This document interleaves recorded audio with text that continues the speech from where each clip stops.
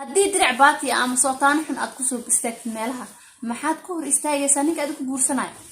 يا أيها النبي قل لأزواجك وبناتك ونساء المؤمنين يدنين عليهن من جلابيبهن ذلك أدنى أن يعرفن فلا يؤذين وكان الله غفورا رحيما. السلام عليكم ورحمة الله تعالى وبركاته. صحابة قارئة وان السلام عليكم بدون تافيد كجوكتي وعليه قارئة وحرجينا بش البراقينا قبتين هو أنا الحمد لله أنا واني في عنا وعليه قارئة ما أنت وحير أنا خلينا أقدر قبل الصوماليات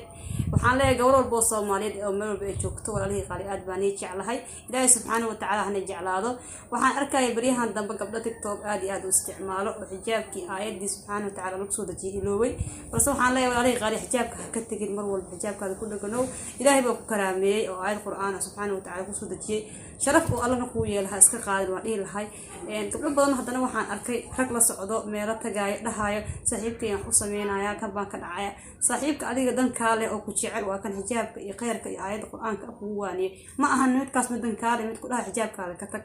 يعني شرفت هذا المرة واحد أوقاتها شرفت والدك إني تاي بول حجابك إلهي أخذ ذا شو آية أصودك واحد إلى شرفت في ملكها شرفت هذا وشرفت في ملكها إلهي جوار والبنا وحنا لا هي إلهي سبحانه وتعالى أو نوصل الله سوى هنونيو تنهنوصل أو إلهي هنونيو أتصلنا إله السياديو وعليه قارئ سيدا وقت جنر كيبانه وان كم قلاص وجر أو قد ونيجر على جنايا سيدا ونفس المرة بإيدي جلسين ويسوع بكرسين ونيجر مهد عنايا إلهي بقى مهد سكال مركز يكتن أديك ميل والبو أنتينا أديك بقى جالسين دتك بدن أو ما أنت حاجران أو الدنيا كنول أو جعل هرمر إيه هيكسي oo gabdhale oo wiil la sidee markaasna waxaan rajeenayaa Ilaahay subhanahu wa ta'ala inuu la garab galo inta xanuunsan Allah caafiyo walaalay qaaliga ah walaasheed rooda aad u mahadsan tahay waa runtahay horta gabdhaha maanta jira waxay ka jeesteen Ilaahay subhanahu wa ta'ala ayadiisa oo ahayd xijaabka inay xirtaan si fiican Ilaahay subhanahu wa ta'ala ayaa ku karaamay walaasheed qaaliga ah karaamad cidna uguma baahnid inaad caan ku noqotid jirkaaga inaad qaabisid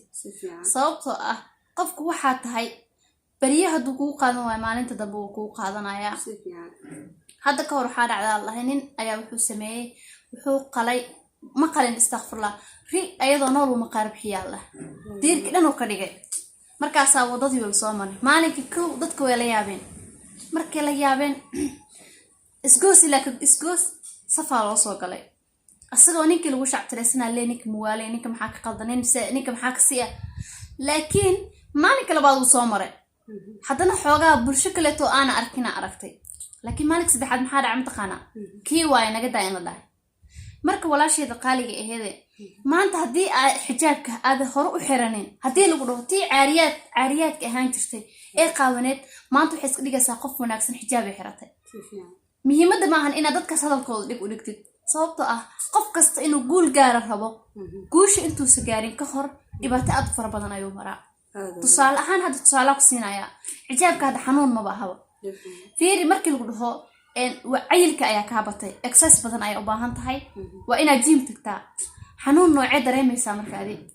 xanuun aad fara badan dareemaysaa markuu ku go'o ina istaagmaysid ina ayaama dhan xanuunsanaatid macluumaadka markaa u tagto waxa leedahay tan wajigeeda baan cabsaan yeel maxay ilaada soo waxa raadinaysaa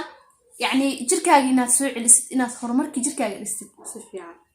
xijaabkan wuxuu kamid yahay horumarka jirkaaga waa inaad jirkaaga inaad qurxisaa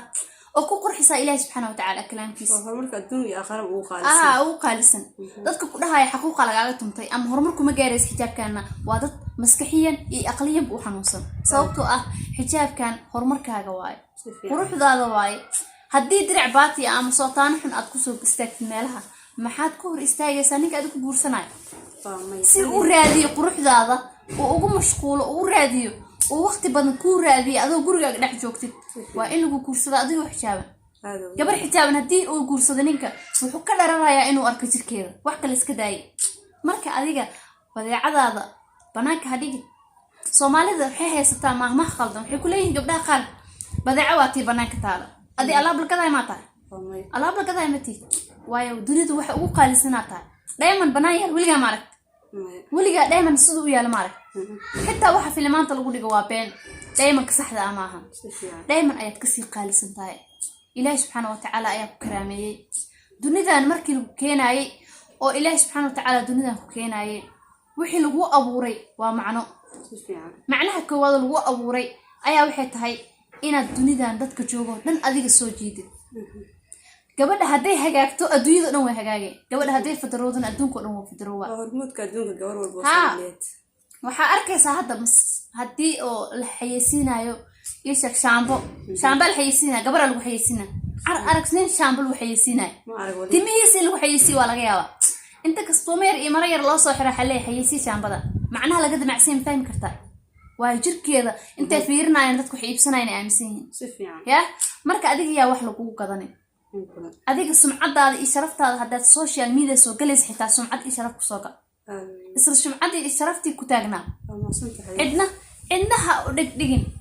tradingka aa mari doontid haddii hadda aadi xijaabnayn walaasheed qali waxaan kul talnay adduunka qiimo ma laha ya adduunka aawa qaaruun aawa fircoon dadkii adduunka kibri islaameyne ku joogay aawa ma aragtay qisooyinay ka tageen oo lagu cibro qaato ilaa ay haddana ayaga halaag ku jiraan walaasheed qali waxaan kul talnayaa adduunkan qiimo ma leh halaag ha ka dalban adduunkan maalmo ayaad joogaysaa waxaan kugula talnaa inaa xiratid xijaabka saxda ah adigoo bulshada adiga kugu xiran iyo dadka adiga ku taageersanna tusaale u noqon doona insha Allah biidnillaahi kariim ama saddex jazakallahu khair aada kaaga mahad celinaya adina waa mahadsan tahay aada u mahadsantihiin soo xir barnaamijka insha Allah ciyaarta qaaliga ah meel walba adduunka daafidka joogtiin barnaamijkeeni maanta anigu talka halaas ayuu ku egyahay waxaan ugu macsalaameynaa assalaamu calaykum wa rahmatullaahi ta'ala wa barakaatuh wa calaykum assalaam wa rahmatullaahi wa barakaatuh